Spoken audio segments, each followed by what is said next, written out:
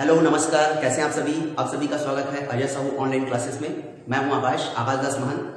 अभी तक हमने नंबर सिस्टम खत्म किया है। नंबर सिस्टम का लास्ट वीडियो रहा हमारा रिमाइंडर थ्योरम, शेषफल प्रमेय। आज की जो हमारी क्लास चलेगी सिंप्लीफिकेशन को मैं आपको 2 से 3 पार्ट में, मतलब सिंप्लीफिकेशन पार्ट 1, पार्ट 2 और पार्ट 3, इन तीनों में कवर कराऊंगा।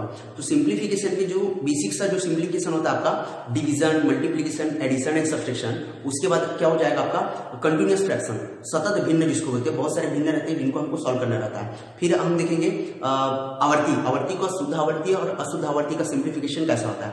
फिर हम उसमें देखेंगे कि पावर ऑफ इंडिसेंस, घातांक क्या है, उसका नियम क्या होता है। फिर सर्ड, कर्णियों का जोड़ क्या होता है, गुणा क्या होता है, भाग होता है। फिर स्क्वायर एंड स्क्वायर रूट, फिर क्यूब एंड क्यूब रूट, वर्ग वर्गमूल, घन और घनमूल। ठीक है, दशमलव को भिन्न में, भिन्न को दशमलव में चेंज करना। मतलब सिंप्लीफिकेशन में मैं आपको पार्ट 1, पार्ट 2 में कम से कम आपके 7 से 8 चैप्टर इसी सिंप्लीफिकेशन में पार्ट 1, पार्ट 2 और पार्ट 3 करके क्लियर कर लेंगे। क्लियर है ना? ठीक है, आज हमारा क्लास चल रहा है सिंप्लीफिकेशन का पार्ट 1। सिंप्लीफिकेशन पार्ट 1, इसको हम 3 पार्ट में कवर करेंगे सिंप्लीफिकेशन को, जिसमें आपके मैथ्स के 7 से 8 देखिएगा आप square and square root, cube and cube root से बहुत सारे थ्योरी से क्वेश्चन आते हैं जो आपको समझ में ही नहीं आता है कि वो स्क्वायर मांग रहा है कि एलसीएम एचसीएफ मांग रहा है कि क्यूब मांग रहा है। क्लियर है ना? बाकी सब अपन क्लास में डील कर लेंगे। पहले समझते हैं सिंप्लीफिकेशन होता क्या है। ओके, स्टार्ट करते हैं। देखिए सिंप्लीफिकेशन क्या है, बहुत पहले से हमने पढ़ा था। सिंप्लीफिकेशन बोर्ड मास रूल, क्लियर है? तो समझ लेते हैं पहले बोर्ड मास क्या होता है। BODMAS, clear? तो बी का मतलब होता है ब्रैकेट, ऑफ का मतलब होता है का, मतलब ब्रैकेट 1, ब्रैकेट 2 और ब्रैकेट 3।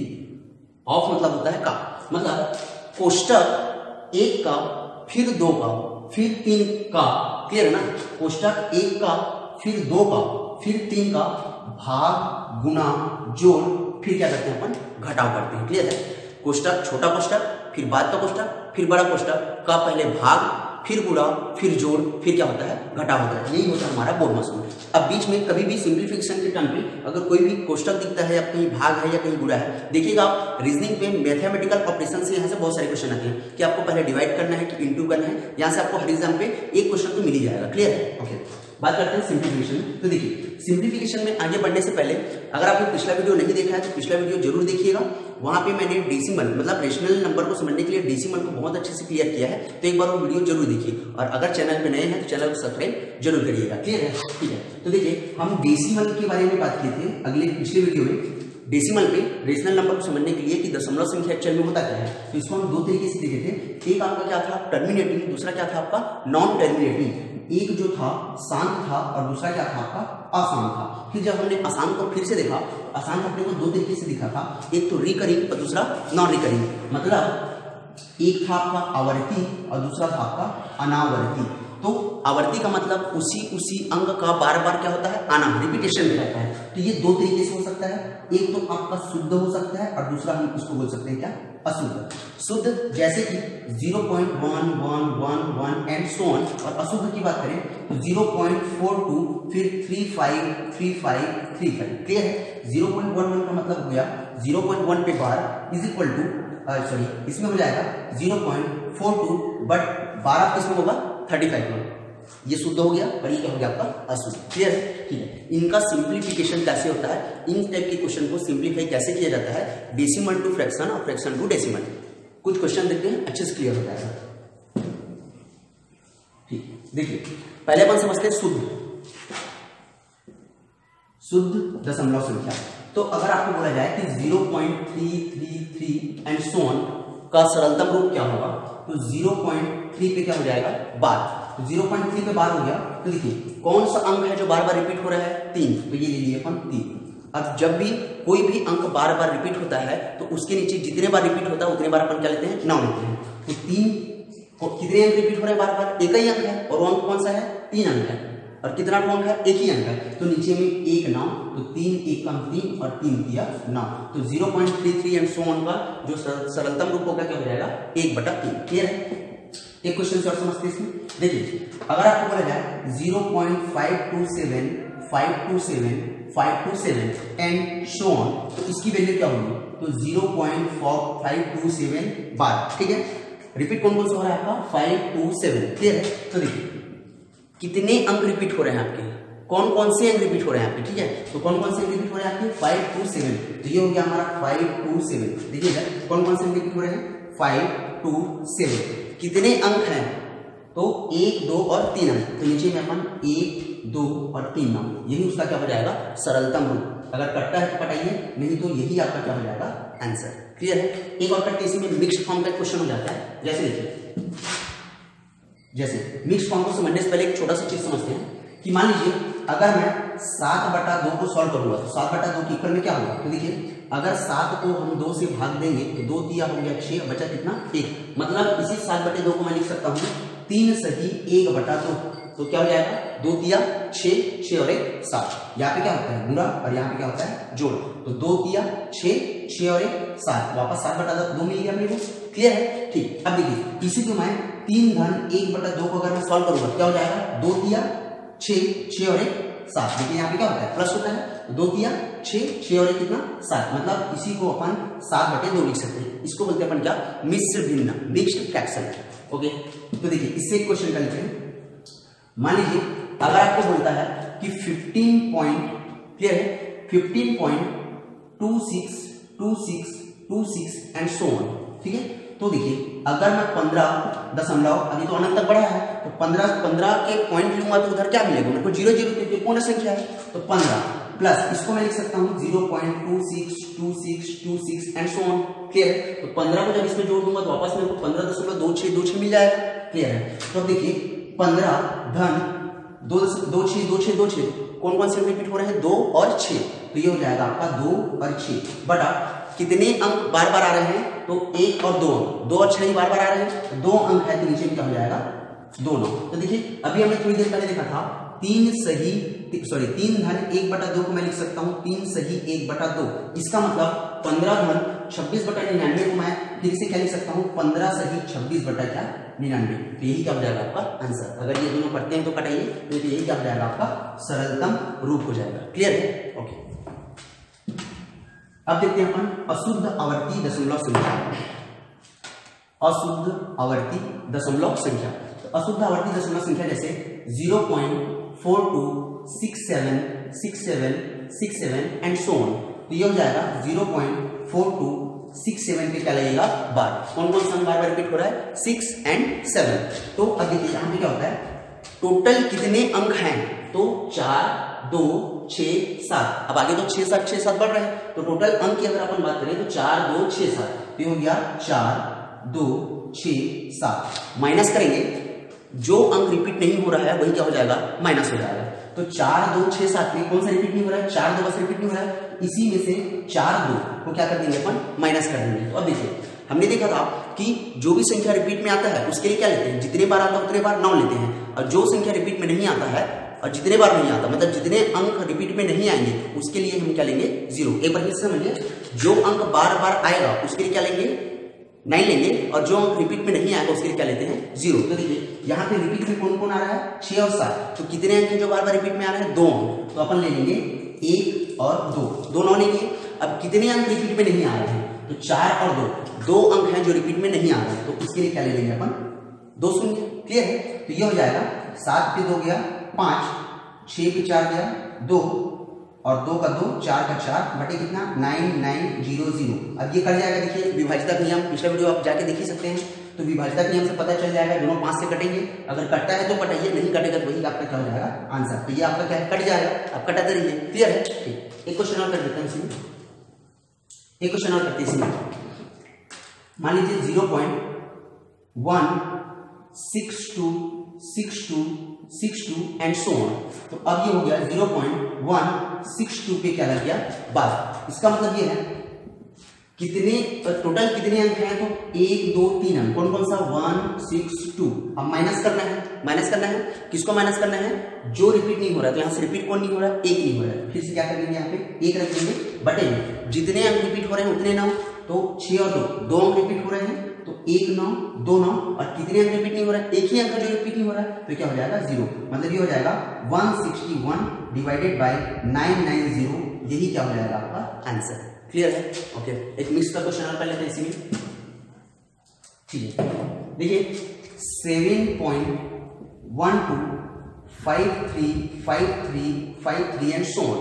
क्लियर है? तो इसको हम लिख सकते हैं 7 प्लस पॉइंट का 1 2 5 3 5 3 5 3 एंड सो ऑन। क्लियर है? ओके, तो देखिए ये हो जाएगा आपका 7 प्लस, अब ये क्या हो जाएगा 1 2 5 3, कितने अंक दिख रहे हैं? 4 है, तो ये हो जाएगा 1 2 5 3। अब माइनस करना है, जो अंक रिपीट नहीं हो रहा उसी को क्या करना है? माइनस करना है। यहाँ पे बार किसमें लग गया?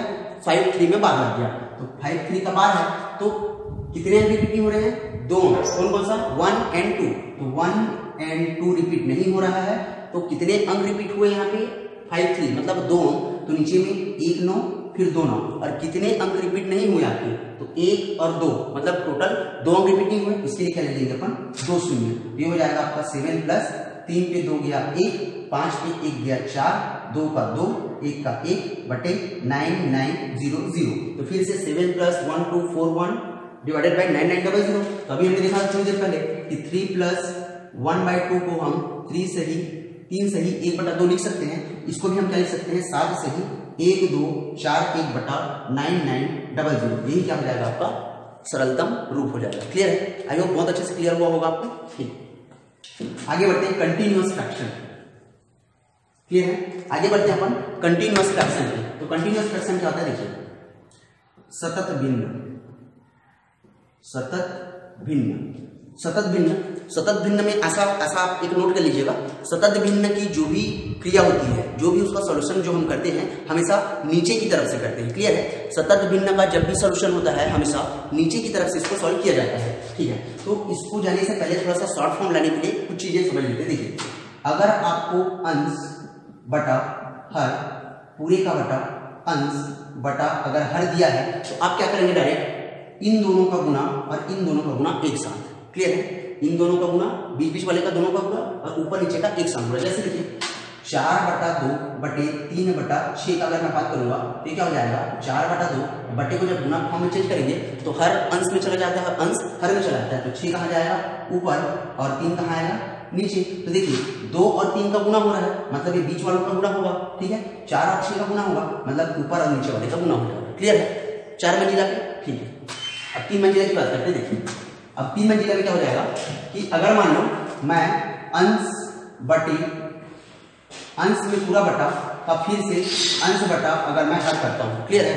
अंश का पूरा बटा में अंश बटा अगर हर मैं कर देता हूं, तो क्या हो जाएगा? अंश बटा अंश पूरे का बटा है, इंटू के फॉर्म पे क्या हो जाएगा? हर ऊपर जाएगा और अंश कहाँ आएगा? नीचे आ जाएगा। क्लियर है? मतलब अंश गुना, ये पूरे के बटा नहीं, ये पूरा बटा है। मतलब कहने का ये है कि 2/3/4 अगर लिखना है मेरे को, तो क्या हो जाएगा? 2 गुना 4 बटे कितना हो जाएगा? 3, मतलब 4 दूनी 8/3। मतलब समझ गए? इस अंश और हर का गुना बीच वाला अपनी जगह में रहेगा, अंश अपने जगह पे ही रहेगा। क्लियर है? ठीक, तो आगे की बात करते हैं अपन। ठीक है, देखिए सतत भिन्न, इससे एक क्वेश्चन कर लेते हैं। जैसे 1/2 प्लस 1/2 प्लस 1/8 प्लस 1/5। क्लियर है? तो हमने देखा था सतत भिन्न जो होता है नीचे से इसका सॉल्यूशन होता है, तो नीचे सॉल्यूशन होगा तो देखिए 5 8 कितना हो गया? 40, 40 और 1 कितना हो गया? 41। 5 8 40, 40 और 1 41, मतलब ये हो गया आपका 41/5। 41 बटा कितना? 5। क्लियर है? तब देखिए ये ऊपर और नीचे का एक साथ गुणा कर देंगे, तो 5 और 1 का गुणा होगा, ये कितना हो जाएगा? 5 एकम 5। तो सीधा सीधा अपने को समझ में आ गया ये कितना हो गया आपका? 5/41। क्लियर है? 5/41। अब देखिए 41 का गुणा इसके साथ होगा, कितना हो जाएगा? ये हो जाएगा आपका 82। 2 एकम 2 और 2 चौक 8, 82, और 82 प्लस 5 कितना हो जाएगा? 87। 82 प्लस 5 कितना हो जाएगा? 87। तो 87, अब यहाँ पे टोटल आ गया आपका 87। तो देखिए फिर से एक पूरे के बटे में 87/41, मतलब समझ गए इसका और इसका गुना होगा, नीचे वाले का अपनी जगह में बैठा रहेगा, तो क्या हो जाएगा? 41/87। यही क्या हो जाएगा आपका आंसर, इसका सरलतम रूप हो जाएगा। क्लियर है? ओके, आगे बढ़ते हैं। एक क्वेश्चन और करते हैं इसी में। जैसे देखिए 1 plus 1/2 plus 1/3 plus 1/4 plus 1/5। Clear है? तो क्या हो जाएगा 5 चौक 20, 20 और 21, ये हो गया आपका 21/5।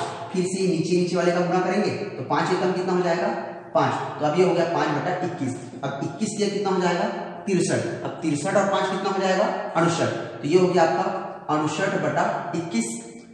अब 21 और 1 का गुणा करेंगे क्या हो जाएगा 21 एकम 21, तो ये हो गया 21/68।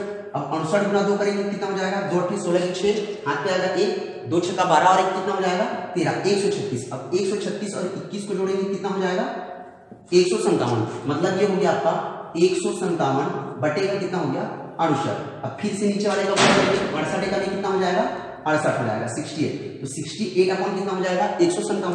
अब 157 एकम कितना हो जाएगा 157 बटे में कितना 68, 8 7 15 की 5, हाथ पे बैठेगा 1, 6 और 6 12 की 2, हाथ पे 1, ये हो गया 225। तो ये हो गया आपका 225, तो 225 बटे कितना हो गया 157। कटता है तो हटा दीजिए, ये क्या होगा आपका फाइनल आंसर होगा सरलतम रूप 225 बटे 157। आई होप बहुत अच्छे से क्लियर हुआ होगा। आज की क्लास में एक लास्ट क्वेश्चन और कर देता हूं मैं, जो कि योगांतर विधि से आता है। जब हमारा रेशियो का क्लास चलेगा तो योगांतर विधि क्या है, अंतरानुपात नियम क्या होता है, योगानुपात नियम क्या होता है, योगांतरानुपात नियम क्या होता है, सारी चीजों को मैं रेशियो की क्लास में बहुत अच्छे से आपको डील कर दूंगा। क्लियर है? तो यहाँ पे क्वेश्चन समझते हैं। जैसे अभी आपने पटवारी दिया होगा, किसी भी एग्जाम पे क्वेश्चन यहाँ से ऐसे मिल जाता है कि अगर A/B की वैल्यू 3:5 दिया है तो A+B और A-B की वैल्यू क्या होगी। क्लियर है? मान लीजिए इसको अपन ले लेते हैं 5:3, 5:3। तो देखिए A का ही वैल्यू यहाँ पे क्या है 5 और B का ही वैल्यू यहाँ पे क्या है 3, तो A की वैल्यू 5 है और B की वैल्यू क्या है 3, मतलब मैं बोल सकता हूँ A का वैल्यू 5 और B की वैल्यू 3, तो 5 और 3 को जोड़ूंगा कितना हो जाएगा 8, और 5 में से 3 घटाऊंगा कितना आ जाएगा 2, 2 एकम 2 चौक, मतलब मेरा आंसर कितना हो जाएगा 4। क्लियर है?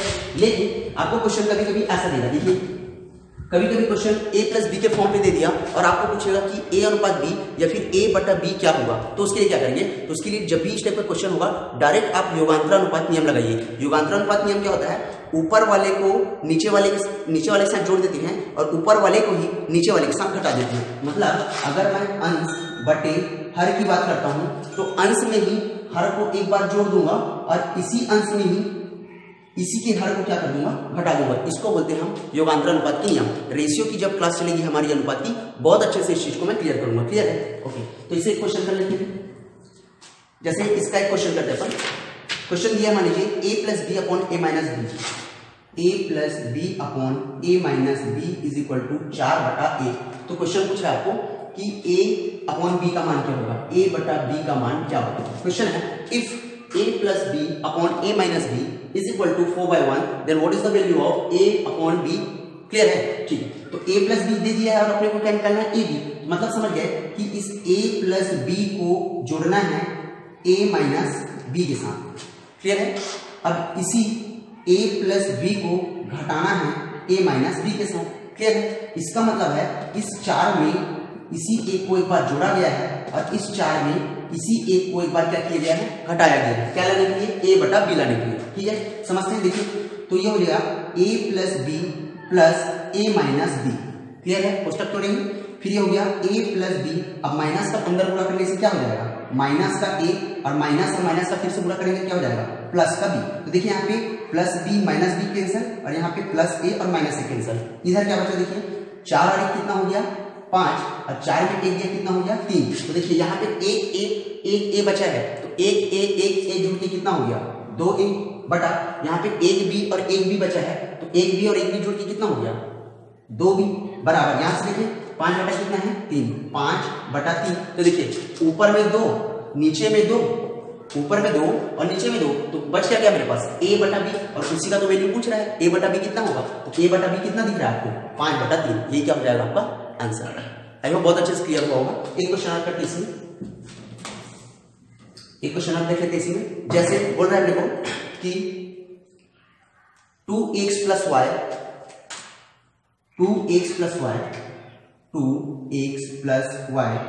अपॉन 2x - y की वैल्यू दे रखा है अपने को 5/4। तो पूछता है कि 2x/y का मान क्या होगा, 2x/y का मान क्या होगा, 2x/y का मान क्या होगा। क्लियर है? फिर से अपन योगांतर अनुपात नियम लगाएंगे तो क्या हो जाएगा 2x प्लस वाई को जोड़ना है 2x माइनस वाई के साथ और इसी 2x प्लस वाई को घटाना है 2x माइनस वाई के साथ। मतलब 5 में एक बार 4 जोड़ना है और 5 में से एक बार 4 घटा देना है। क्लियर है ना? तो आगे इसमें देखते हैं कोष्टक तोड़ेंगे तो 2x plus Y plus 2x minus का वाई हो जाएगा। क्लियर है? अब क्या हो जाएगा 2x प्लस का वाई माइनस का अंदर पूरा करने से ये क्या हो जाएगा माइनस का 2x और माइनस माइनस क्या हो जाएगा प्लस का प्लस वाई। क्लियर है? माइनस माइनस क्या हो जाएगा प्लस का क्या हो जाएगा वाई। यहाँ पे देखिए plus Y minus Y cancel, यहाँ पे प्लस 2x और माइनस 2x कैंसिल। क्लियर है? इधर क्या हुआ हमारे पास 5 और 4 हो गए 9 और 5 में से 4 गया कितना 1, तो बचा क्या हमारे पास देखिए तो 2x और 2x मिलके कितना हो गया 4x, 2x और 2x मिलके हो गया 4x और यहाँ पे देखिए 1y और 1y मिलके कितना हो गया 2y, तो 4x का बटा हो गया 2y बराबर यहाँ पे देखिए क्या हो गया है 9/1, तो यहाँ पे हो गया है 9/1। तो देखिए नीचे का 2 और ऊपर का 4, तो 2 1 कम 2 और 2 दूनी कितना हो गया 4। मतलब मैं बोल सकता हूँ कितना हो गया 2x बटे में क्या है y बराबर कितना 9 बटे कितना 1। और आपको क्वेश्चन में यही पूछ रहा है कि 2x बटे y की वैल्यू क्या होगी, तो 2x बटे y की वैल्यू क्या हो जाएगी 9/1। क्लियर है? तो आई थिंक यहाँ तक आपको समझ में आया होगा। कल की जो हमारी क्लास चलेगी power indices, power and indices, घातांक का नियम, फिर चलेगा हमारा सर करणियों का नियम, करणियों को जोड़ना, करणियों को घटाना, करणियों का भाग क्या होगा, छोटा क्या है बड़ा क्या है, करणियों का बढ़ता क्रम क्या होगा। अगर किसी संख्या के पावर में बहुत ज्यादा पावर अगर हम रखते चले जाते हैं तो उस संख्या में सबसे बड़ी संख्या कौन सी होगी या सबसे छोटी संख्या कौन सी होगी, इन सारी चीजों पे अपन बात करेंगे। क्लियर है? फिर दूसरा क्लास जो हमारी चलेगी वर्ग, वर्गमूल, घन और घनमूल में बहुत अच्छी क्लास चलेगी। आई थिंक यहाँ तक आपको सारी क्लासेस समझ में आ गई होंगी। पार्ट 2 जो चलेगा हमारा, पार्ट 3 जो चलेगा जिसमें हम सरलीकरण को कंप्लीट कर लेंगे। क्लियर है? तो पूरी वीडियो देखने के लिए शुक्रिया, नमस्कार।